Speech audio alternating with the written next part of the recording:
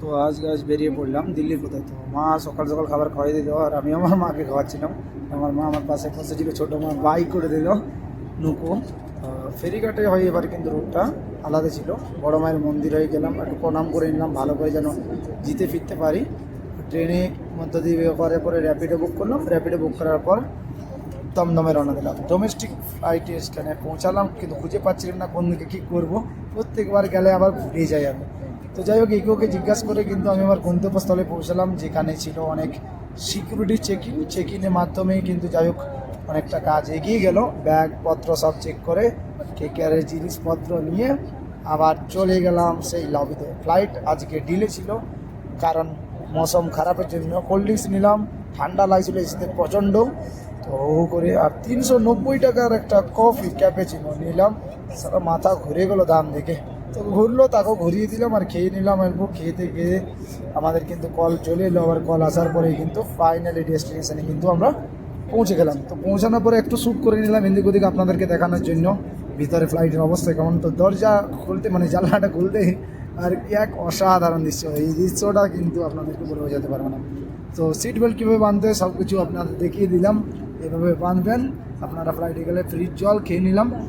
খাওয়ার পর কিন্তু আমি, ওনারা ট্রেনিং দিচ্ছিলো, এখান থেকে সিগন্যাল দিয়ে দিল। ফ্লাইট কিন্তু সেই গতিবেগে উড়ন্ত অবস্থায় কিন্তু, ও মাই গড, এই যে এখন যেভাবে এটা নামছে, বাট আমি উঠছিলাম এই জন্য একটু অপেক্ষা ছিলাম। বাট ফ্লাইট সেই গতিতে যাচ্ছে, আর সেই গতি যেতে যেতে পুরো আকাশে ফ্লাই করে ফেললাম। আর আকাশ থেকে কি সুন্দর লাগছে এই ভিউটা, অসাধারণ। মানে যাকে বলা হয় এক কথায় মানে সেরা, সেরা বলতে সেরা। তো মেঘের সেই আওয়াজ। তো যাই হোক, একটু মাথাটা টোল ঘুরছিল, একটু হয় এরকম আর কি, নিউট্রাল অবস্থা। তো খাতাগুলো খুলে দেখলাম খাবারের প্রাইস, কিন্তু যাই হোক আমার খাবার অর্ডার আগে থেকেই ছিল।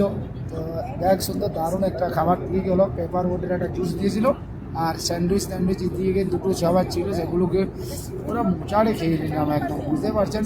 আর খাবারটা ভালোই লাগছিল, ঠিক আছে।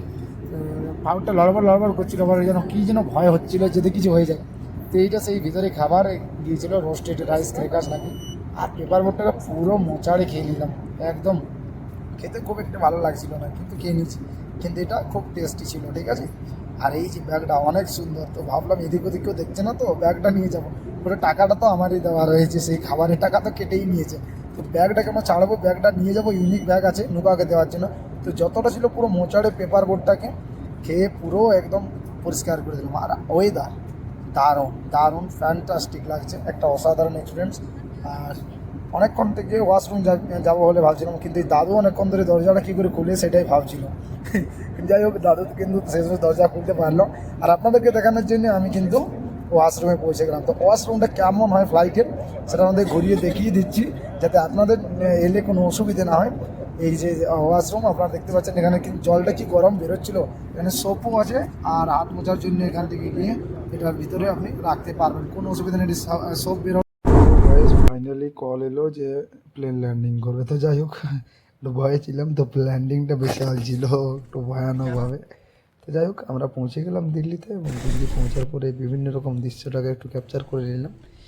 এই দিকটা হয়ে নেমেছিলাম, এদিকে লাগেজগুলো আসছিল, যদিও আমার লাগেজ থাকেনি। অটোমেটিক ডোর খুলে যাচ্ছিল।